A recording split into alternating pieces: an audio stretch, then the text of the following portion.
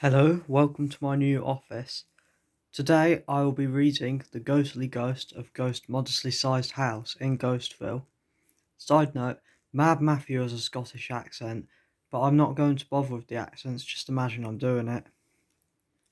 Don't go in that house, it's full of horrors, shouted Mad Matthew, the crazy guy in town. Screw you, you sad old man, screamed the attractive male lead who looked nothing like me. He was called John and he had a half-broken phone and an irrational phobia of digital car keys. Yeah, we're going in. No ghosts will be haunting this place. I ain't afraid of no ghosts, shouted Michael, an inhumanly attractive woman who was going to fall in love with John and vice versa. I'm dumb, shouted the dumb guy, William, who was clearly going to die in the house. Stop making Ghostbusters references, Slick. Brad, who had bodybuilder muscles as he was actually a bodybuilder, said, What kind of a name is Michael for a girl anyway? It's unisex, look it up. I saw someone who used it in a fanfiction once and the reviewer told him it wasn't unisex. Don't be like that reviewer or I'll...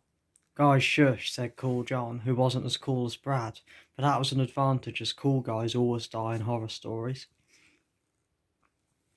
The four clueless friends strolled on in, except for William, who dropped down dead mysteriously. Everyone heard laughter in the background. Oh well, no harm done, shrugged John, and everyone agreed, leaving their lifelong friend on the floor. Woo! Woo! Wooed a ghostly voice in the mansion. It echoed off of the walls and sent a tremble into everyone's hearts. What's that? Asked Michael, scared. I'll go and have a look. Cool guys never die in horror stories. And I'm cool and muscular and stuff, boasted Brad, who went to have a shower. Mid-shower he looked in the mirror, admiring his physique, when he saw an ugly-looking dude with an axe in the mirror. John and Michael heard the screaming and subsequent death of Brad. Hide under the bed, said John coolly. There is a ghost. Why not just run outside? Asked Michael. Not sensible enough, said John. 6 hours later. Let's go out now, said John with trademark charm. Yes, I do love you, John, said Michael, whose phone went off. I meant just going outside the bed.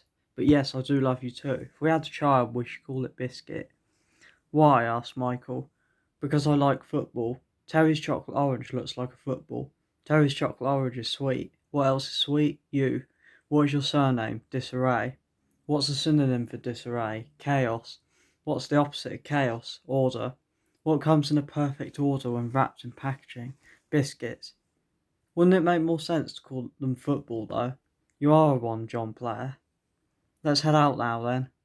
Sorry, I'm phoning Bethany right now.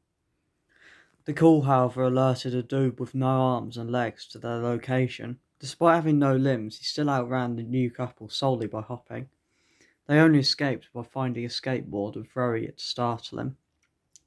John frantically dropped his car keys and his car refused to start.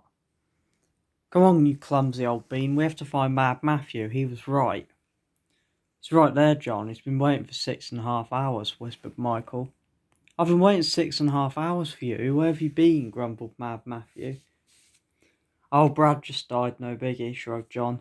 There's a ghost, you were right.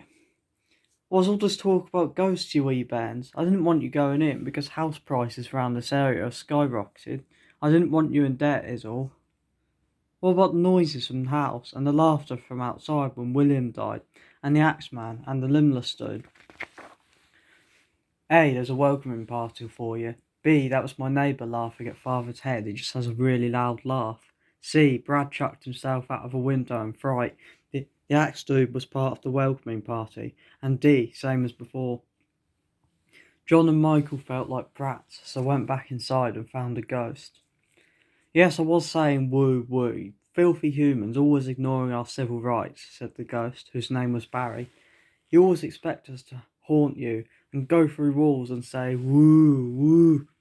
How would you like it if we expected you to always say squawk squawk? Frankly, the stereotyping abuse and prejudice is hurtful. Ghost rights, ghost rights.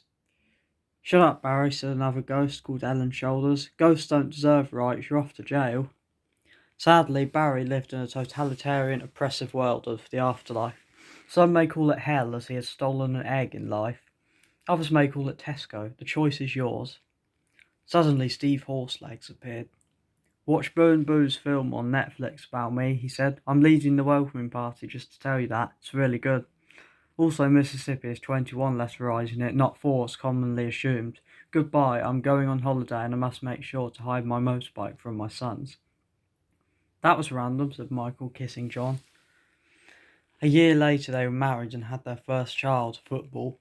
Michael had taken John's surname, which I'm not telling you again. Football player grew up to become a successful rugby champion, and everyone lived happily ever after, except for William and Brad, who were dead and stuck in the same jail as Barry the Ghost. By the way, William died by thinking that poison was water, as he was so stupid.